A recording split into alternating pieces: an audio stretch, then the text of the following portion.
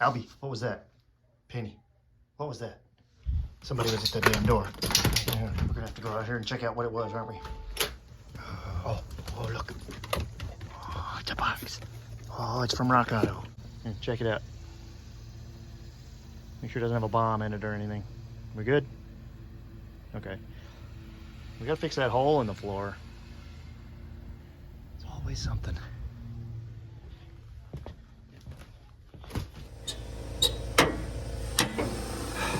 Hi, kids. So a couple of videos ago, I explained that I was losing refrigerant out of the Element air conditioning system. And I used this crazy little purple flashlight, which now has dead batteries, to find the leak. And it ended up being the hose going from the compressor to the condenser coil. So ordered one from Rock Auto, got here a few days later. And now I finally got time to put it in. So this is what that hose looks like, and the problem that we have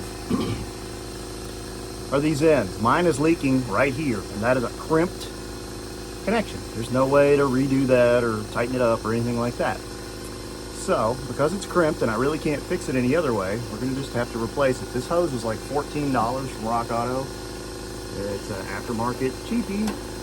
So this is another one of those projects that's gonna fall under the heading of just because I don't know how to do it, isn't going to stop me from doing it. So let's be realistic. That's a 20-year-old hose with right at 300,000 miles on it. Last year we replaced the compressor, which probably ups the pressure inside the system a little bit. I had blown out motor mounts that was letting the motor wobble back and forth. The compressor is connected to the motor. The condenser is not. The hose actually acts as a buffer. So that hose got a hell of a workout while those motor mounts were all screwed up. All of those things means that hose has been yanked, jerked, pulled, and twisted a lot, especially over the last year or so. So let's swap it.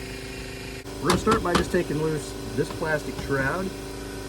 5 pins and this comes out. If you've got all your pins, 5 pins is all you're gonna have to poke out. Still not a lot of room. I think I'm gonna try and take the grill out and see what that does. So the top part of the hose that we're going after is right there. See it? And the bottom part is actually hooked to the compressor. So we're gonna have to get us a little bit more room here, I think.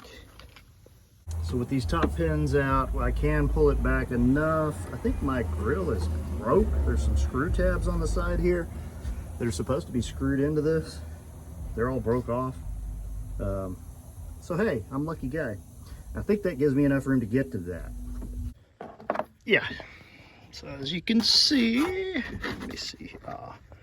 There it is. There's the fitting we're after. 10mm bolt. One 10mm bolt is all, it's all it holds that on.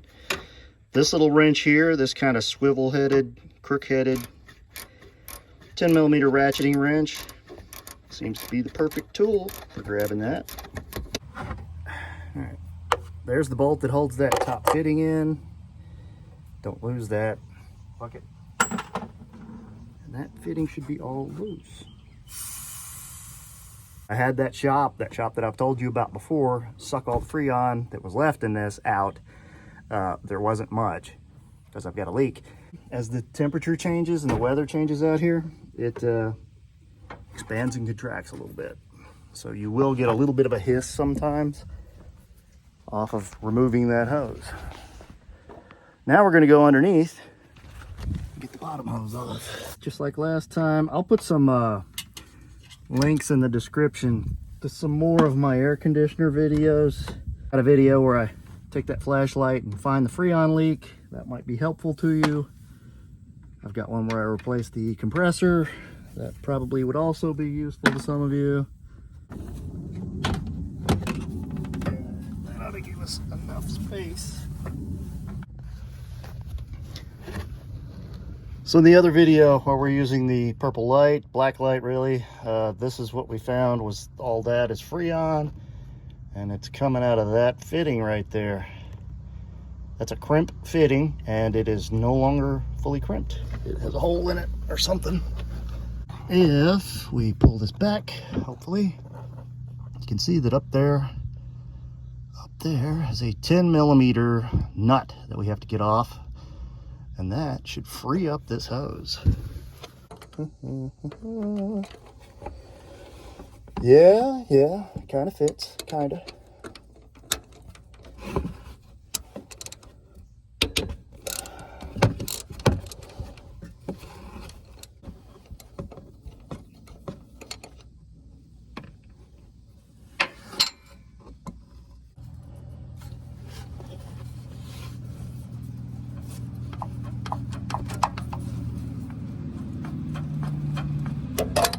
There it is.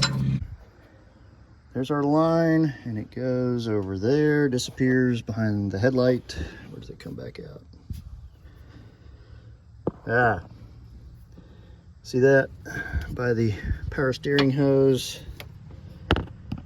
I think we take that 10 millimeter out, and we're there, right? Is that it? Let's find out. That looks like a 10 millimeter to me. Another handy trick for you. It's a little magnet that I keep stuck to the inside of my door jamb. There's my screwdriver.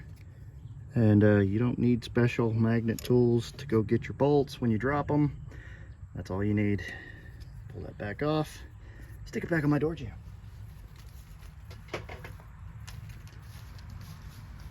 Well, it's coming out. Kind of got to squirrel it around through there, pull it out past the headlight. It's not exactly easy.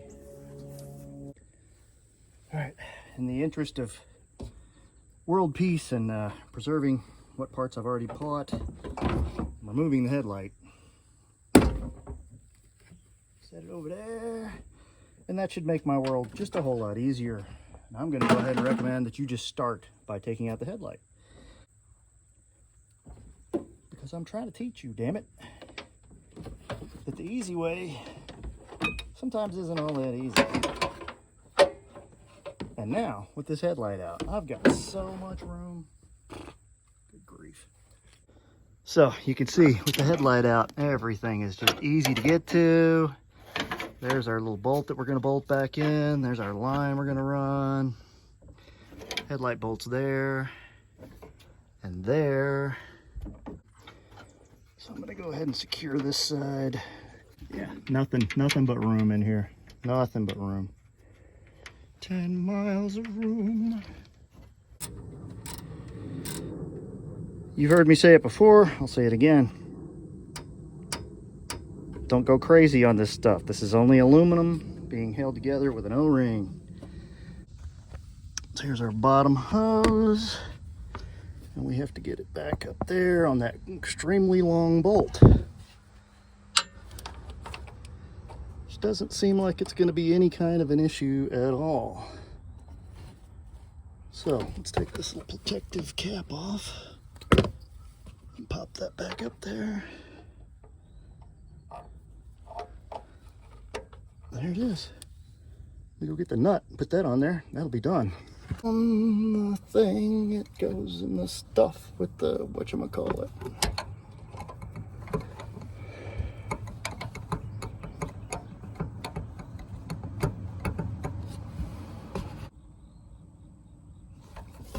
All right, again, aluminum, don't go crazy tightening it. You're gonna break everything if you crank that down.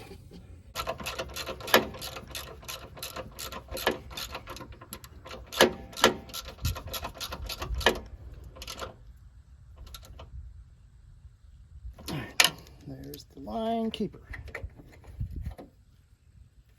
Make sure it's not actually rubbing against anything. Looks good. All right. So now the thing to do is to pull down our system with this little cheese ball vacuum pump. I bought this whole system for $100 on eBay. I think you can rent it at AutoZone and O'Reilly's and places like that.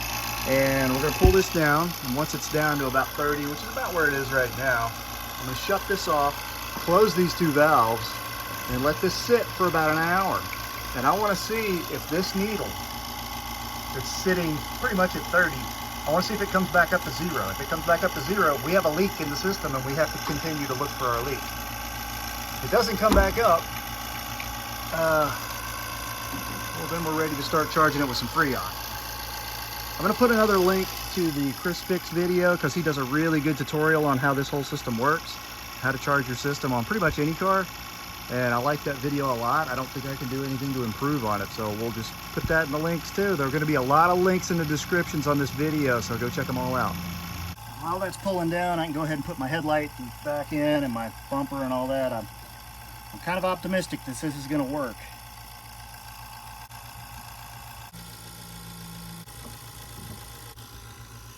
I think that is where our problem comes in. That's where our leak was. Yay. All right, I've shut the vacuum pump off. We're at about 30 pounds of, or no, what are we at? About 30 inches of vacuum. And I'm gonna come back in about an hour and see if that's moved any. Well, that's about it, kids. Now, you're not gonna wanna do every single thing you see done on my channel. Freon is a nasty chemical to work with. Specialized tools are required. These can be rented, the pump can be rented, but if you don't want to mess with all this, I'm hoping that at the very least you can get the flashlight, find the leak yourself, and when you go to a garage and ask them to fix it, you'll be informed. Instead of having to rely on their honesty or lack of honesty on what's wrong with your car. You don't want to go in there ignorant and completely at their mercy, because some of these garages are trying to rip people off, and some of them are simply in such a hurry that they just don't do a very good job of diagnosing your car. I think I'm seeing a lot of that lately too. Get this little flashlight, find the leak yourself, order the hose, go to the garage and say, hey, I got a leak, I need some Freon, I also need this hose replaced, please and thank you, here's the hose, see you later. So until next time, this is Clint Searcy saying, you can do this, you can fix it yourself, or you can at least be informed enough to inform your shop of what it needs. See you next week.